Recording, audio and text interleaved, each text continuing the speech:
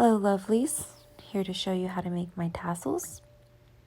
I always use a size 10 beading needle and my all-purpose thread, sewing thread that you can buy at any craft store for like $2.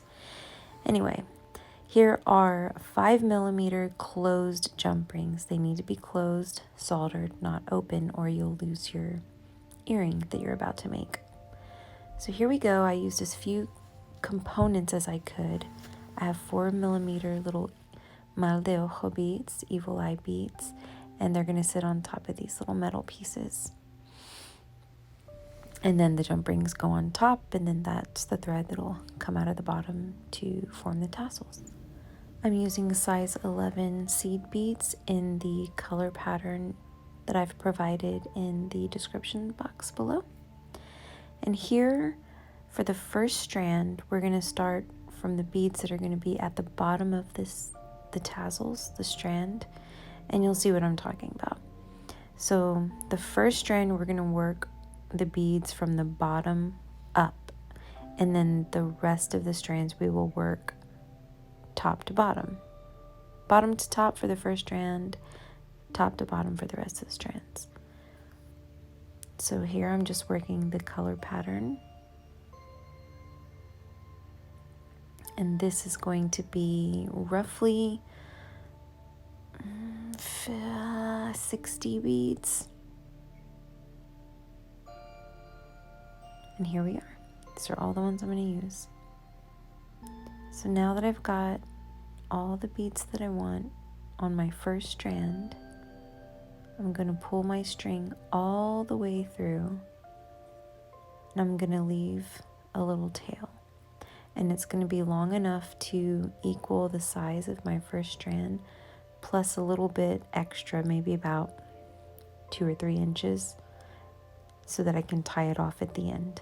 And I'll show you that at the end. But it's very important to give yourself enough thread.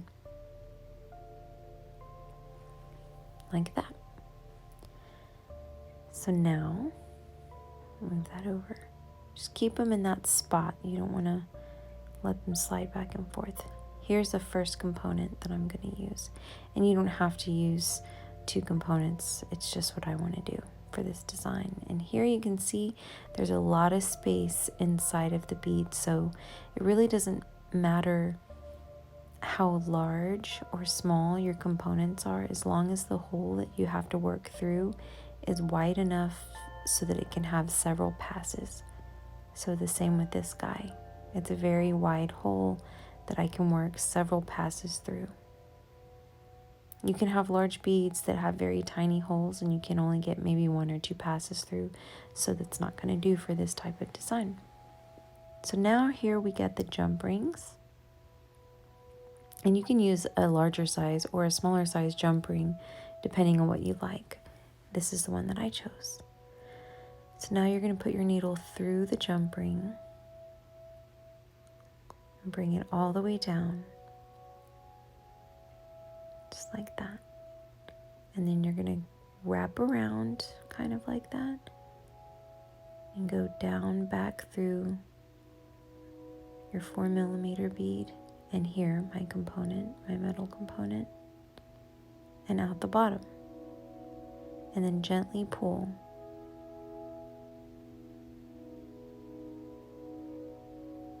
And you don't want to rush this process. And these go easy. These go, they go really fast. So even if you're taking your sweet time, they still pretty makeup. They still make up pretty quickly. So here we go. You have your first strand secure. And we will go through. Set that aside for a minute, and we're going to get our large or big eye needle. We're going to open it up and take care of this little tail we have at the end of our first strand, so we don't lose our beads. I love big eye needles. I cannot stress that enough, as I've said many times in other tutorials, so please bear with me if I'm fangirling on the big eye needles again. So you skip that first bead at the bottom, and then you work through the entire strand all the way up to the top. Very much like the woven fringe, any fringe that you attach to a woven piece. Here we go. Okay, sometimes this happens. You get a little loop. This is going to happen whether you double your strand or not. So here we go. You'll run into snafus. This is why I try to work as slowly as possible, because you never know when that little thread is going to loop around your work, or some scissors that are sitting too close to your work area, or pliers. I've done that before. It's not fun. So anyway, you just go through all the way up to the top.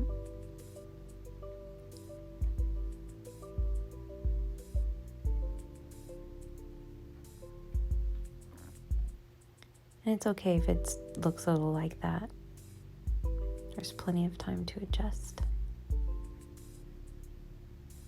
I wish I had chosen a longer needle,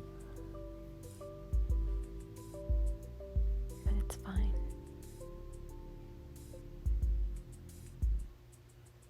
And then you kind of got to adjust them a little bit.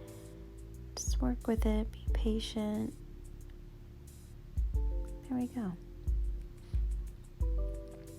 And I just leave this like that for now, especially at the end if I need to make any adjustments in tension. It's a live strand, it's not tied off. And it's not going to fall out, so you can start working. And as I've indicated, now you work from the top to the bottom. So that first strand is the only one where you kind of work in reverse on the color chart. And here, if you do go with my color palette, I'm off setting the black and white beads, but feel free to make them line up perfectly if you'd like. I just wanted to do something a little bit different. And then again, don't forget to skip that bottom bead before you work all the way back up the strand. If you forget to skip that bead, then you will lose all your beads off the strand.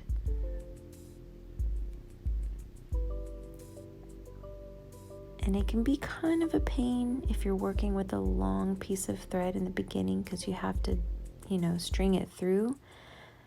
But I prefer not to have to add thread on in the middle of a project. So I kind of, opt to start out with a long strand of thread.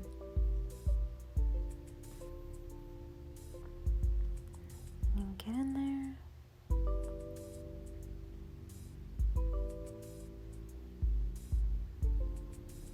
See what I mean? It's long.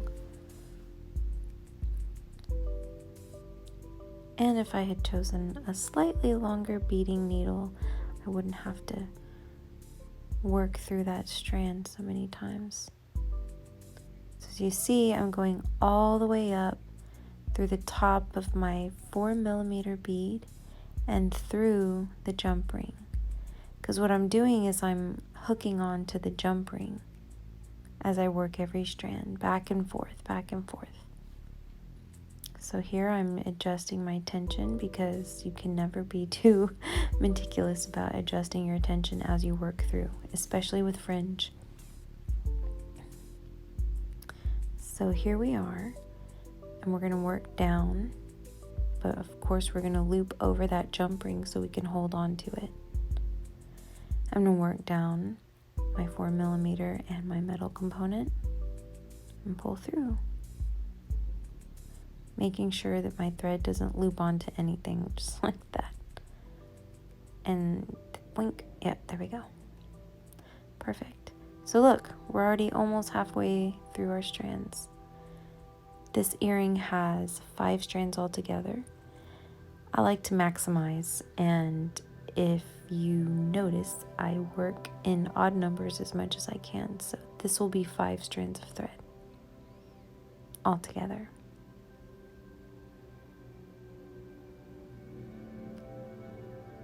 So with seed beads, you might have to omit one or add another, because they're not perfectly the same size. So one strand might, you might need 40, and then you work the next strand and you actually only need 36 or 37. Sometimes it just works out that way.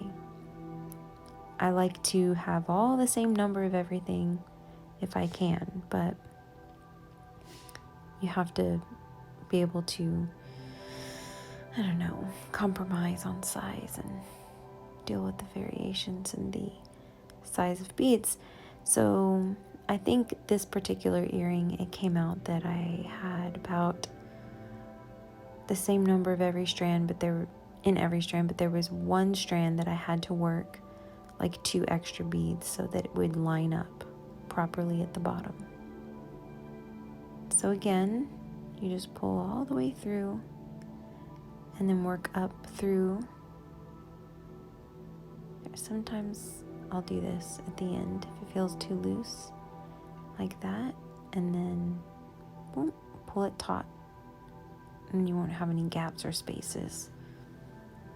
So anyway, here, so now we go up through the metal component again in the 4mm, and then doink through the jump ring. So as you can see, there are quite a few passes for each strand. So again, try to use components in beads that have large holes that you can work through several passes. So yes, that's when you loop around that jump ring and we go back down, and then through our bead and our metal component, and then we are ready to work the next strand. Yay!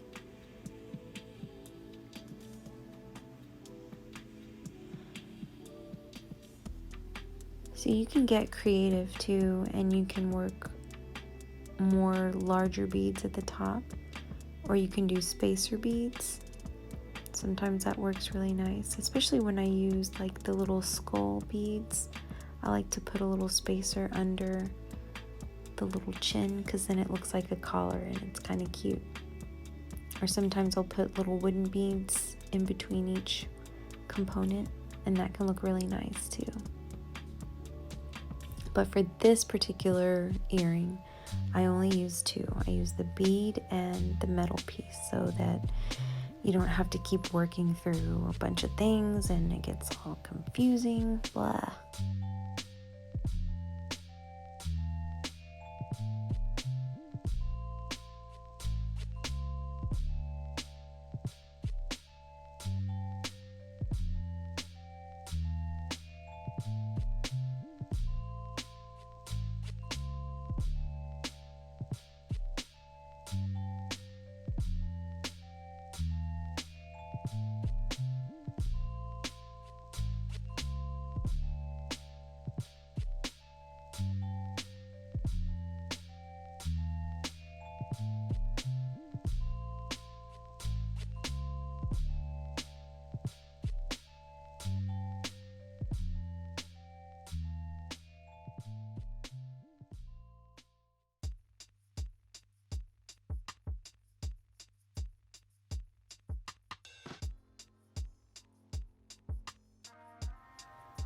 And at this point, depending on the beads that you've chosen, it might start to feel a little snug.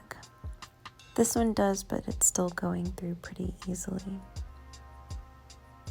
I think if I tried to squeeze in 2 or 3 more strands, that would be pushing it.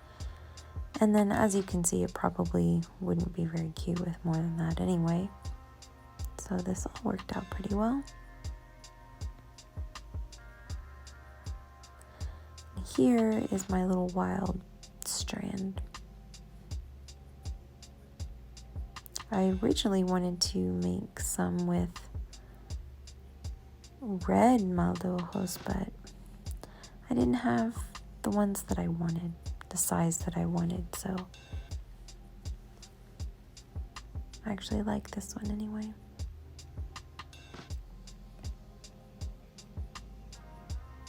And here we are, the very last strand, the very end. It's always a good feeling. Oh, looks about right. So Here's almost to the moment of truth. So skip that bottom bead, work all the way up.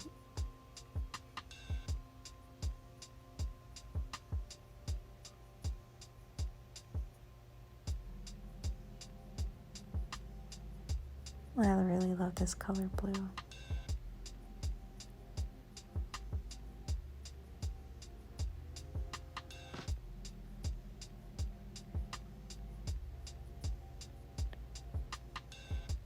And see how, since we used such a long strand of thread in the beginning, it really worked out for us because we did not have to add on new thread or add on new thread at any point. So this whole earring is one continuous strand of thread, which I think is cool. So there we go. So now we're going to tie off everything, and then we'll be done with this. And this is where I like to twist and turn and bend and pull on all of the threads, all the strands, just to make sure the seed beads are laying the way I want them to lay, and the tension is loose enough to fall nicely and not crinkle up, and not too loose to where you see gaps in between your beads. And we don't want any thread showing in our strands. So now we're going to work down through the 4mm bead. And that's where we're going to stop.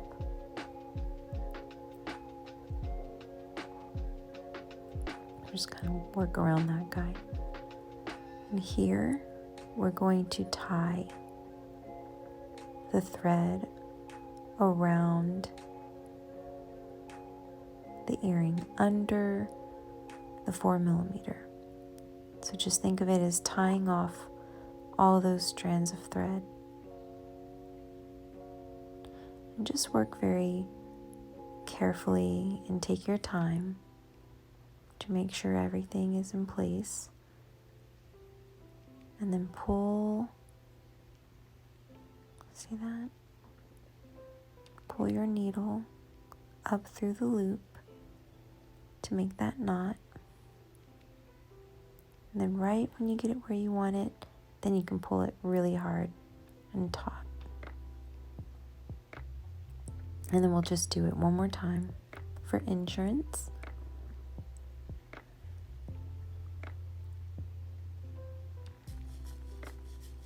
Just keep everything sorted in place so nothing can get all crazy.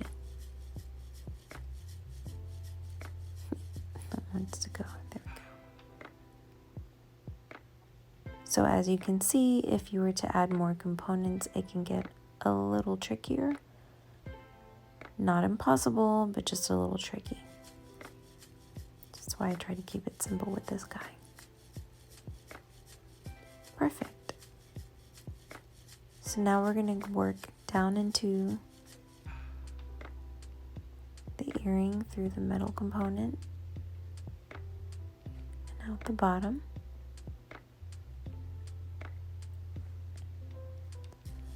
And then I like to work down all the way through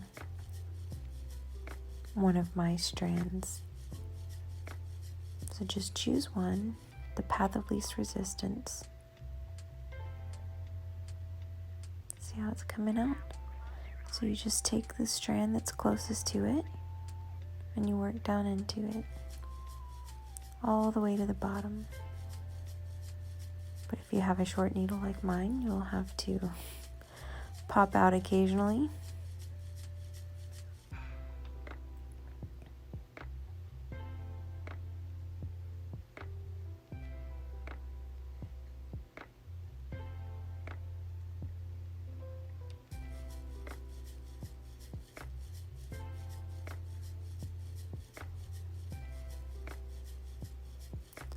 Almost there.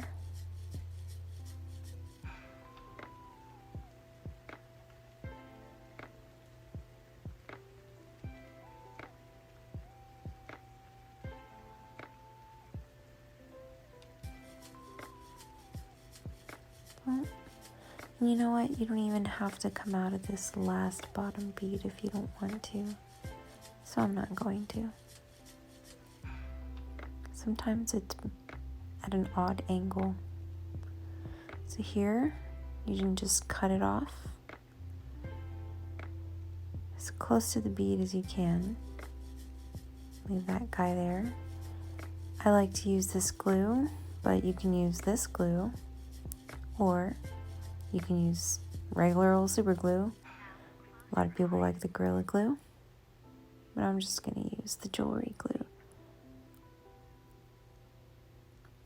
And you don't need a lot. It's just enough to saturate that end and adhere it to one of the beads or the rest of the thread in that particular strand, just to secure it so it doesn't move anywhere or want to poke out. So now, that little tail that we started at the very beginning, we can tie that one off with the big eye needle. Dang it. If I don't get it with this one, I'm going to do it with the needle. Oh, here we go. So,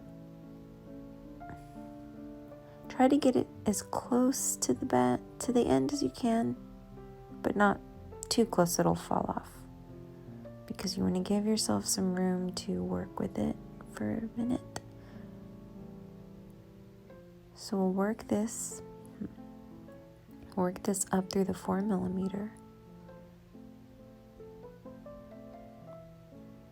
Just like that.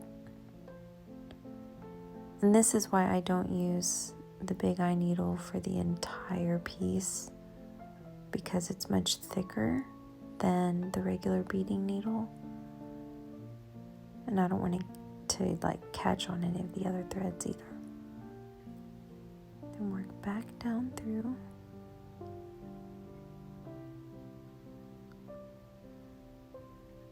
Now I'm going to work past where we knotted the other end.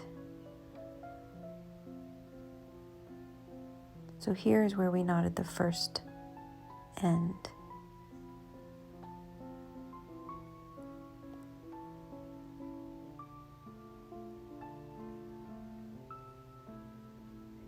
So work through the metal component.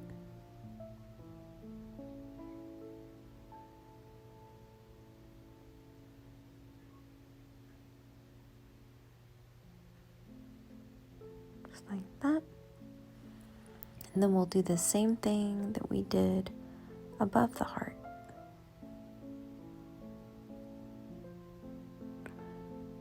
So make sure I'm all the way at the end so I have enough room to tie. And then just make your knot, your little loop around, and then bring your needle through. Make sure you don't catch on to any of the seed beads, that would not be fun.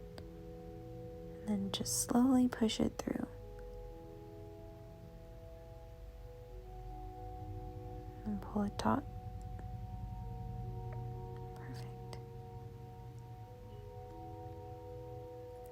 And then one more time, just to be safe.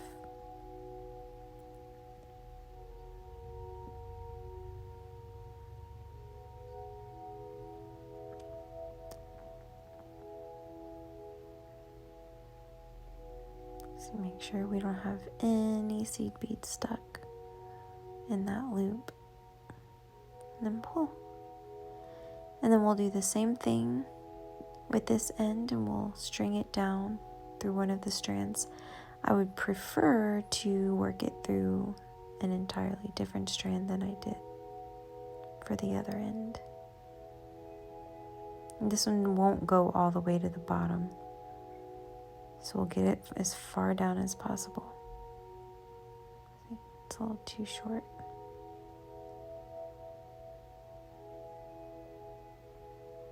So that's why 60 inches is a pretty safe number when you're working these things. Get you a lot of mileage. So here I'm just going to go ahead and cut it off. right there. But since it's poking out, like that, I'm going to go ahead and make sure I add my glue first. Because if I cut it and then I go to grab the glue, I'm probably not going to remember which bead it was poking out of, so might as well get it over with now. Perfect. See, it doesn't need a lot. It really doesn't.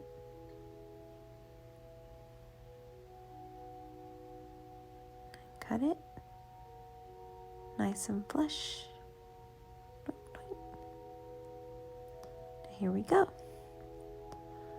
So just adjust the tension, twist them around, get them nice and cozy.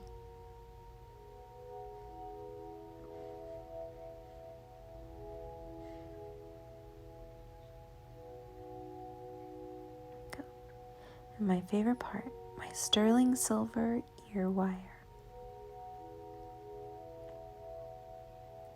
And I love this because you don't have to choose a side. You can just toss it on because it's pretty much the same all the way around. No weaving.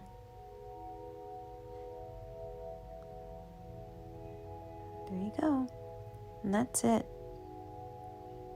You've got your first duster. And just repeat the whole process all over again to make your other baby. And you're done.